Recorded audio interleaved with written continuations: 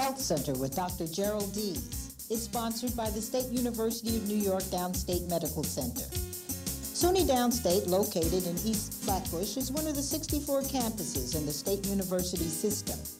Housed on this urban campus is the only medical school in Brooklyn. More New York City doctors graduated from Downstate than any other medical school in the country. Our College of Health-Related Professions offers training as diagnostic medical imaging technologists, midwives, health information managers, occupational therapists, physical therapists, and physician's assistants. We have a 2-year upper division bachelor program in our College of Nursing, and it offers a Master's of Science degree in advanced nursing practice. Downstate is a major scientific research center with a School of Graduate Studies, where some of the world's best scientists are trained and teach, including Dr. Robert Furchgott, the 1998 winner of the Nobel Prize in Medicine. Our University Hospital of Brooklyn now has an emergency room open 24 hours a day, 7 days a week. University Hospital is known for its centers of excellence in kidney disease, cardiovascular health, neurology and neurosurgery, primary care, women and children's health, and asthma. For excellence in patient care, education, and research, you can depend on Downstate. Hi, I'm Dr. Gerald Deas. Welcome to Health Center from Downstate Medical Center. As you look at this program today, you might have to turn up your television. Everybody says, why do you have to turn up the television? I can't hear what the person is saying. I can see what they're doing, but I can't hear it, you know. And so this goes on over and over again in families where senior citizens are living longer. Or, hey, it doesn't have to be a senior citizen, it could be a person that's losing their hearing, and they have to turn up the radio or make you shout at them a little when you have regular conversation, or they're missing certain things you're saying and so forth. And this can lead to a lot of frustration.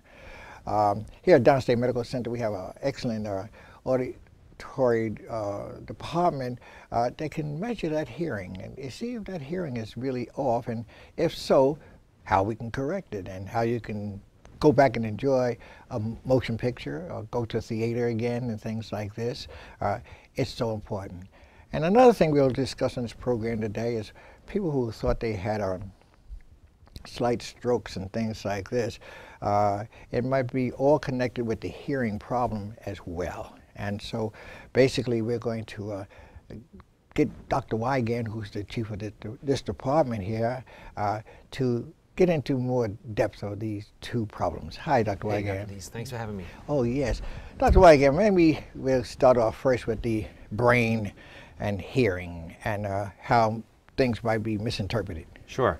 I actually just went to a seminar over the weekend, this past Sunday at St. Francis College, and the whole seminar was about central auditory processing, which really refers to the hearing part of the brain. Okay. Okay, and everyone knows that we listen with our ears, right, but we really process with the brain. Right, surely. Okay, and the main focus of the meeting was really to talk about the ways that the brain is important for hearing and processing, and then also to talk about the opposite. If someone is having reduced hearing, loss of hearing, even a minimal loss of hearing, their brain is really getting distorted information. Oh, yes. And then what has to happen is the brain has to use compensatory strategies. Okay, to kind of fill in the gaps. Yes. So the brain really then starts to work overtime to try to fill in the missing pieces of what is being said or the message coming through. Right, and I imagine this leads to poor conversation with people and family and things like this, and people making diagnoses which is not real, you know, and things like this. And so maybe you could go a little further. Sure. There have been a number of studies that discuss the connection between cognitive decline, really decline of mental function, and as it relates to hearing loss. Okay, there was a very famous study. The article was published recently. The lead author was Dr. Frank Lin. And this was out of the Baltimore longitudinal study. All right. And this study looked at a group of people over a 10-year period that were they started out as like recently retired, maybe about age 65. Right. They had a hearing test as a baseline when they started that study. They were tested periodically over 10 years, and also their mental status was tested at the same time. Right. And they looked at parallels between declines in hearing and declines within mental status. And if the hearing level declined within the same person by 25 decibels, okay, the finding was that that was an equivalent of an age effect of being 7 years older than you really are cognitively.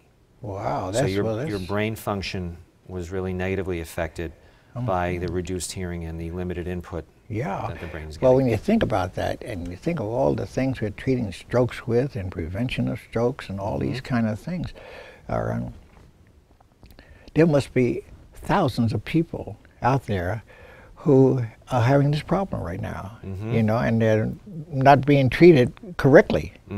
So, say for example, a patient looking at this show right now is having a problem of understanding and so forth, and you think it might be the brain or the growing older, or the hearing growing older. And it could be both. Could be both. Or it could be yes. either. Can you differentiate both of these two conditions if they have made an appointment? Sure. Because family gets very frustrated with people who are not enjoying the same kind of conversation. Right. I mean, the essence of life really is relationships. Right, surely. And if there's a breakdown in communication, there's a breakdown in the relationship. Of course. People start to feel disconnected. Surely. Many people will ask me, I do a lot of speaking, I give seminars, and people will ask me, well, my hearing is fine, why should I come and get it checked? Right. And the answer is, we should get our hearing checked throughout life to make sure we're hearing our best, not only if we're having some crisis of hearing. Right, okay? Because oftentimes we may not realize if our hearing is changing, but other people will. Definitely, especially when they go to a theater or they're having company at home and they're missing the conversation and things like this, and they say, why is Grandpa just sleeping every time we have conversation? He's using that as a defense mechanism to say, well, I'm sleeping. You know, because you don't want to say, well, I'm not hearing what you're talking about. I saw it in my own family. Growing up, my mother has a cousin named Bob, and we would see him a few times a year at family functions.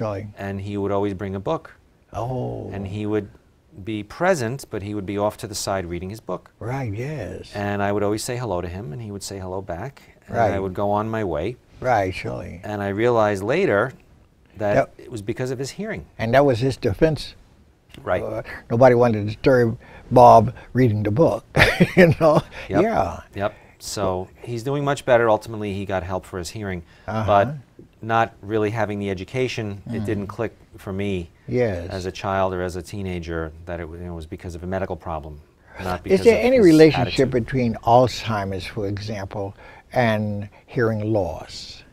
Well, have they found that it might be something there, that they just try to correct the Alzheimer, but they're not correcting the hearing? You've got to attack both. There are some symptoms of hearing loss that can make someone seem that they're becoming forgetful or they're not paying attention, but meanwhile their brain function may actually be fine.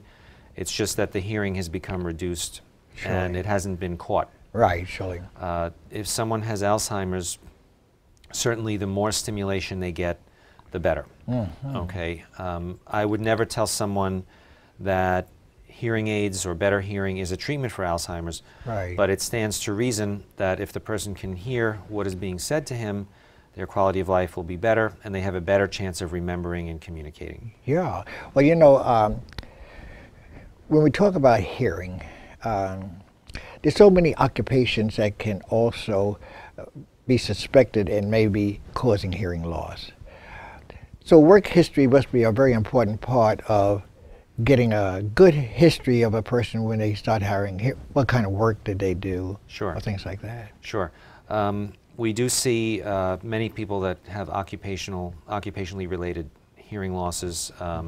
People that drive trucks or buses. Usually their left ear will be more reduced than the right because the left ear is getting most of the street noise. There you go, and certainly tradesmen, you know, people that are working as carpenters or plumbers, or if they're working construction with a lot of loud machinery. And I've had people tell me that some of them are resistant to wearing hearing protection because they feel unsafe when they wear it. Right, because okay. they feel that they don't have the ability to hear the sounds around them. I see. But I think the response to that is that maybe the hearing protection has not been fit appropriately.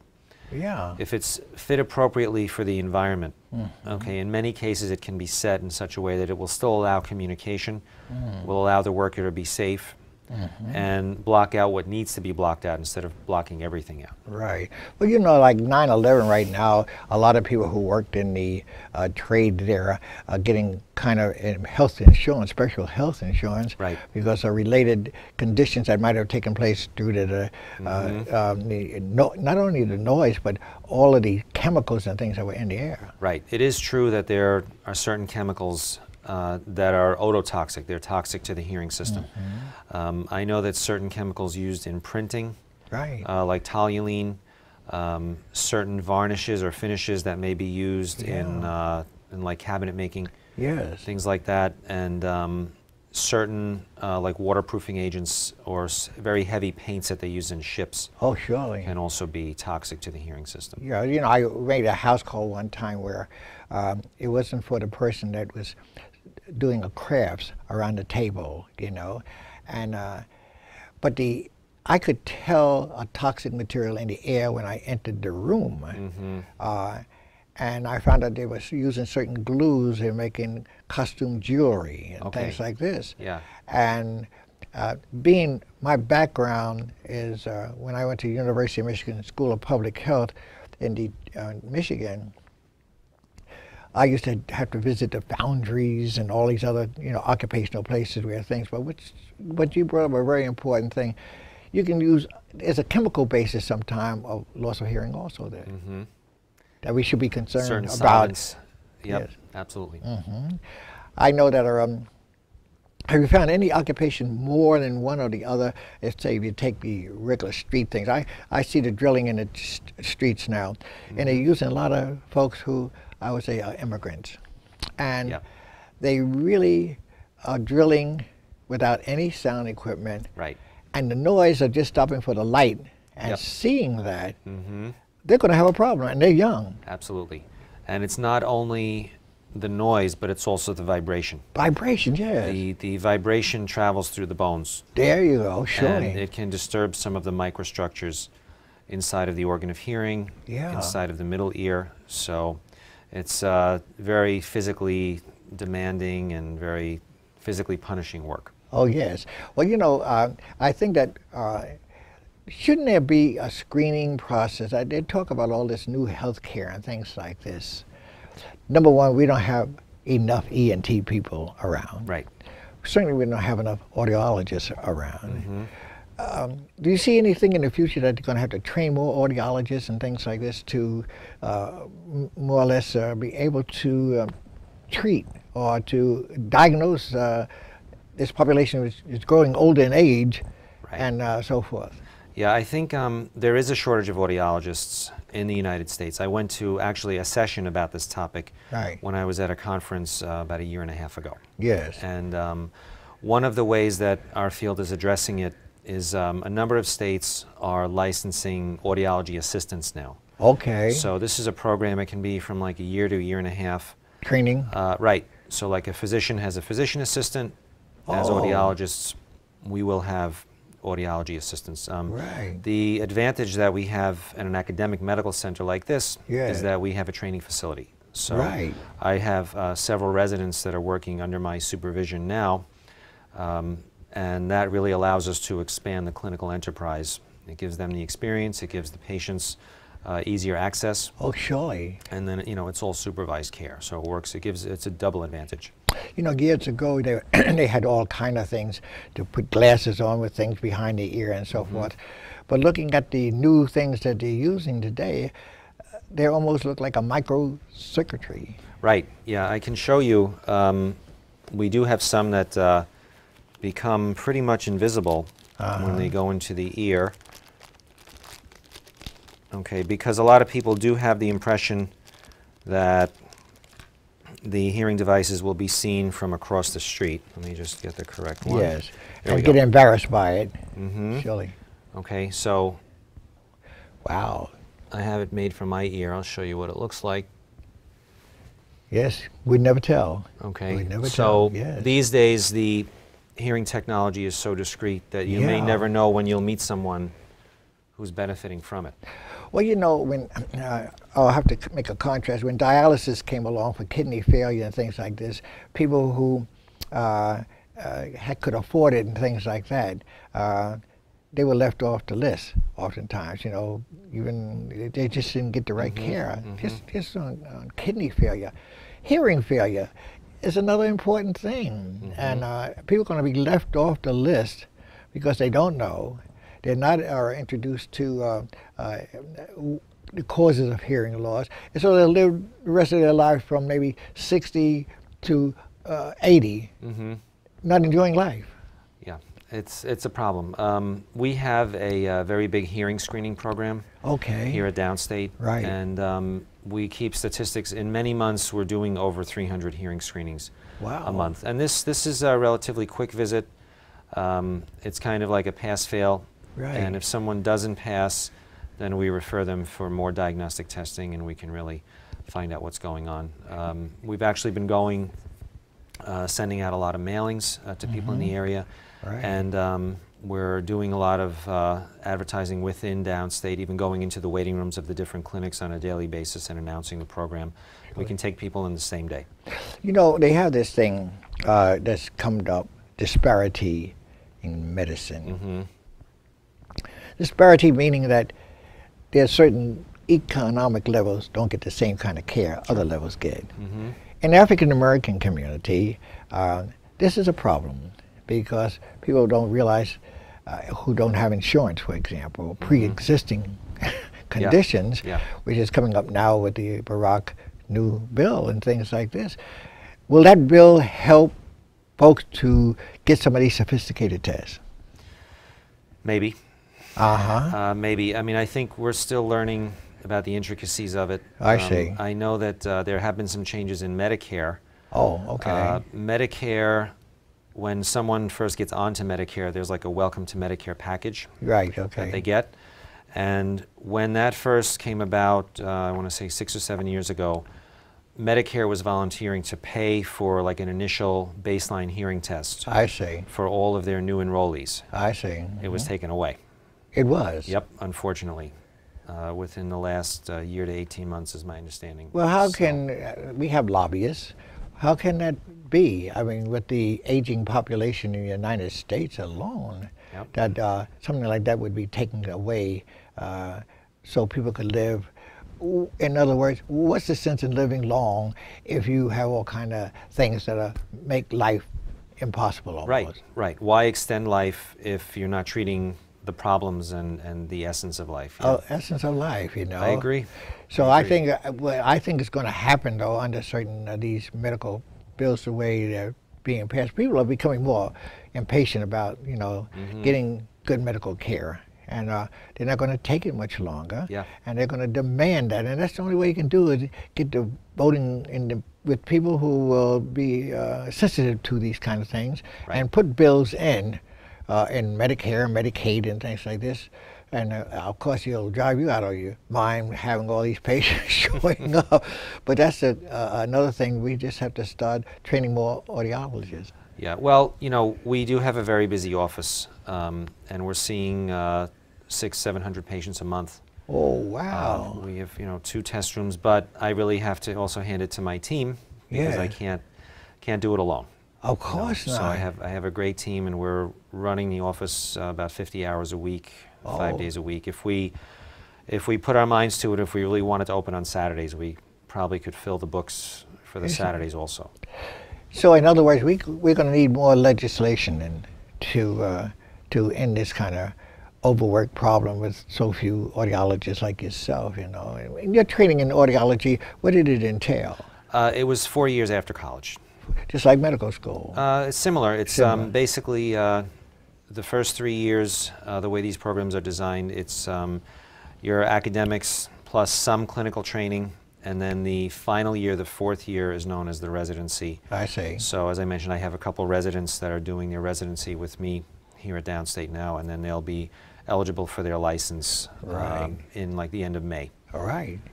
But you know, seeing the clinics the way they are packed today, and people coming for all kinds of things, of course, and hearing is so major, like eyesight too, and we're not training enough of the persons like yourself, which is a hard training. I mean, when you talk about 4 years after college, it's not it's difficult. It's expensive too, I would Right. imagine. Yes. To go to audiology school. Sure. It is. It is. It's an investment that I made in myself. Right, and, surely. you know, had some help from family too. Right. But it is worth it, and I love doing it. Yeah. Well, I can see that you do like doing it because the clinics are packed and people are getting kind of care, and the staff is so welcoming. Thank you. You never have time to come in to have anything repaired or send a patient for something repaired. They certainly do this. What is the future of hearing loss?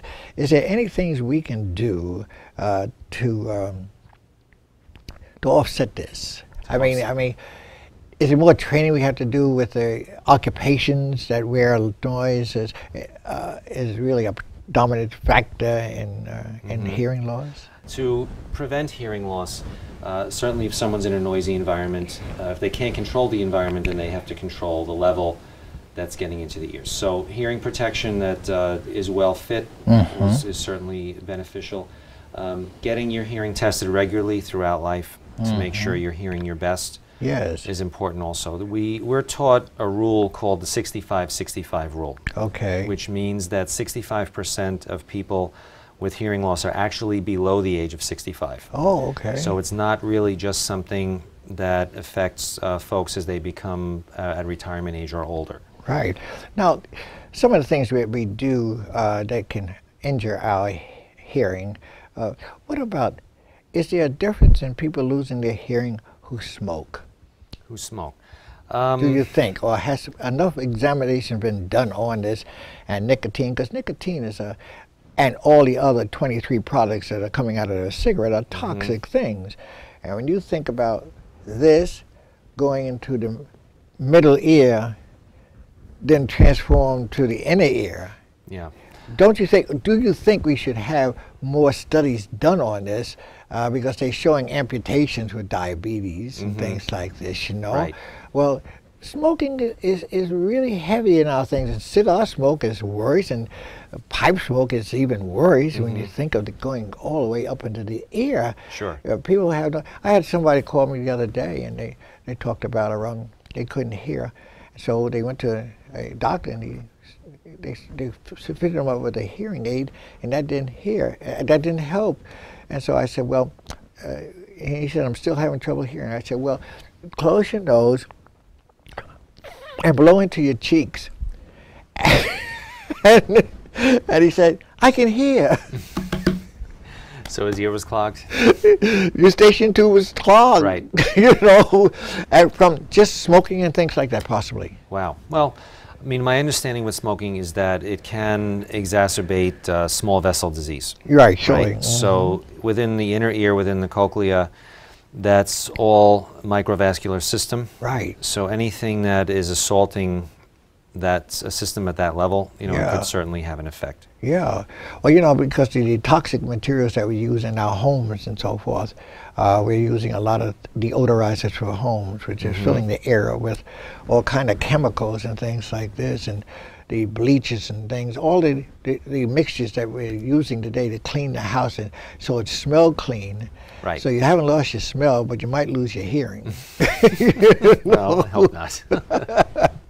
But with older people and things like this, I'm just saying that we have so much more to learn in medicine and prevention. Absolutely. You know, and could you just in the last moment or so, just give us some things that we should consider about prevention of hearing loss? Prevention. Well, routine screening, you know, every few years for have people to get their hearing checked. Of course, in children, we're testing babies before they're released from the hospital. Oh, that's... And then any babies that don't pass that ear screening are brought to my office I see. for follow-up. Most of them do pass a second time around. Oh, wow. Okay, and then they should get tested again before they start school to rule out any problems. Okay, Yes. because we know that they're not testing in schools anymore, not like they used to. Yeah, and I think that, you know, with just simple testing, is it difficult to tell, when you say a baby, how do you tell that in a sense of, because I had a godchild who was born and not hearing, of course, but they didn't pick it up till a little later, you know, the infant as he grew and things like this. What would you suggest with a child that might be misbehaving or not paying attention? Well, like this? if a child is not hearing in class, let's say, and then they're going to find a way to keep themselves occupied. So it can lead to behavioral problems, a certain level of inattention. Right. Yep. So it is important to rule out and look into all of these aspects. Well, I'll tell you, Dr. Weigand, we're visiting your office many times, of course, even from my family point of view. It certainly is a well-equipped office here downstate, you know, to pick up these kind of things and to treat them and to repair them when they are not working well and so forth. I think at one time, I told you a long time ago about shaking the ear. Right. You know, and how people used to shake the ear when they couldn't hear. You know, I don't know if they were pushing the gunk back down in their ear or what was happening, but when you think of the whole mechanism that or the middle ear of these little bones that might be sclerosed or become hardened, the material, I think these are things that we have to look at sometime to see atherosclerosis of those little three little bones there. Sure, the ossicles, yeah. We have just one moment because time is our enemy here. Maybe you could give a number that they could reach you. 718-270-3976 for the free hearing screening or any other appointments. Okay. And if they do find difficulty, you have a full department there that can take care of it. ENT and audiology, so we have a full scope of practice. Well, I think that thank you so much for coming on this program. I think that the folks have gotten a wealth of information in a very short period of time, but it will stimulate them to get to hearing better. Great. Thank you, Dr. Deas. Yes. Thank you. You folks out there, if you're turning up the radio more, or if you can't hear your spouse yelling at you and things like this, or if the children are playing and they're making a lot of noise but you can't hear it and so forth, you might have to have their hearing checked, and it'll make a big difference in your life. So see you the next time.